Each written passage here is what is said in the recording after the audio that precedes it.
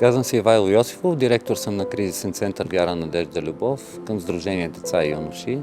Това е най-големият кризисен център в страната с капацитет 22 деца. При нас настаняват деца от 3 до 18 години. Това са деца, които са пострадали от някаква форма на насилие или деца въвлечени в трафик. Целта е да им се осигури една среда, която да е достатъчно уютна, достатъчно приветлива, за да могат тези деца да се възстановят от преживяното и да започнат живота си наново. Преди около година с нас се свърза млада жена, която се представи като Мануела от Кредисимо. Попита от какво имаме нужда. Това е нещо, което рядко се случва и първоначално подходихме скептично, чудихме се как така. Случи се така, че в разстояние на тази година ни се чувахме доста често, давахме едни списъчета с неща, от които имаме нужда. Това са древни неща на пръв поглед за мащаба на институцията ни, но крайно необходими на децата. И от тогава започнахме, благодарение на Кредисимо, да получаваме някои необходими в ежедневието ни неща, материални най-вече.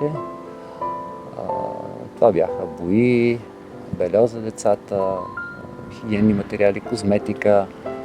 Благодарение на Кредисимо ние вече имаме и една прекрасна детска площадка. Децата могат да я ползват. Тя така се появи като от нищото. Предишното съоръжение беше на много години, може би около 20 години, опасно, не отговаряше на съвременните стандарти.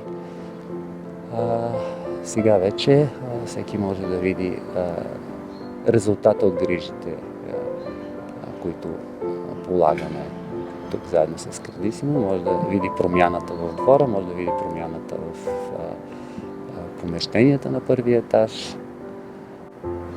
Бих апелирал към другите компании да се огледат така наоколо, да видят къде има хора в нужда, защото най-естественият рефлекс на нас е да помагаме на другите.